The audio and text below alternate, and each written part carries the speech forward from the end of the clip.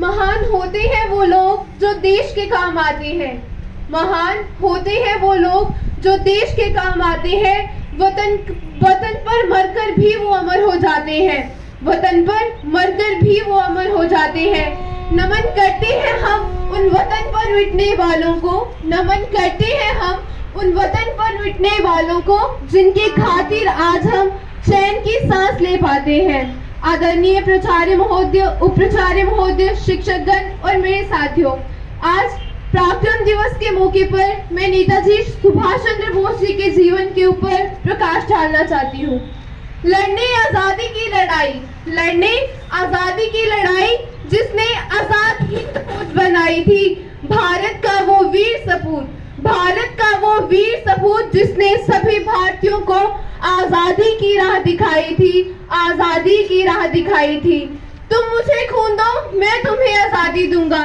वंदे मातरम जैसे नारे देकर हर एक भारतीय के दिल पर राज करने वाले नेताजी सुभाष चंद्र बोस जी का भारत की आजादी में अहम योगदान है। उनका जन्म 23 जनवरी 1897 में उड़ीसा के कटक में हुआ था। वे बचपन से ही विलक्षण बुद्धि के मालिक थे। उनके पिता जानकीनाथ बोस जी कलकत्ता के बहुत प्रसिद्ध वकील थे। नेताजी ने अपनी प्रारंभिक शिक्षा कलकत्ता विश्वविद्यालय से प्राप्त की और वहीं से उन्होंने अपनी बीए की डिग्री प्रथम श्रेणी में हासिल की।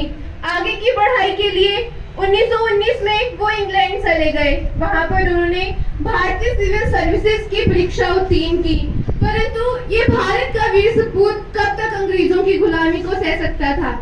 इसलिए उन्होंने अपने आईएएस के पद से इस्तीफा देकर भारत लौटने का फैसला किया। भारत आकर वे कांग्रेस पार्टी के अध्यक्ष रहे। उन्होंने बहुत सारी क्रांतिकारी गतिविधियों में हिस्सा लेना आरंभ किया। महात्मा गांधी जी द्वारा चलाए गए असहयोग आंदोलन में भी इन्होंने हिस्सा लिया था। नेताजी ने जापान में आजाद हिंद फौज की स्थापना करके आजादी के तरफ अपने कदम बढ़ाए थे। 1942 में इन्होंने स्वतंत्र भारत की सरकार की घोषणा कर दी थी। कहा जाता है कि 18 अगस्त 1945 को एक विमान दुर्घटना में उनकी मृत्यु हो गई थी, परंतु इसके कोई प्रमाण नहीं है। मरणोपरांत भारत सरकार द्वारा उन्हें 1992 में भारत रत्न से सम्मानित किया गया। भले ही आज नेताजी हमारे बीच नहीं रहे, पर उनका नाम सदैव अमर रहेगा। भारत के इस वीर पुरुष की इतनी सी अमर कहानी है। भारत के इस वीर पुरुष की इतनी सी अमर कहानी है। मातृभूमि की रक्षा के लिए इसकी मिट्टी में मिली जवानी है, मिट्टी में मिली जवानी है। उनके बलिदान को हमें व्यर्थ नहीं गंवाना चाहिए। जिस भारत का स्वप्न उन्होंने और उनके समेत बाकी क्रांतिकारियों ने देखा था, वैसा भारत बनाने का हम सबको साथ मिलकर प्रयास करना चाहिए।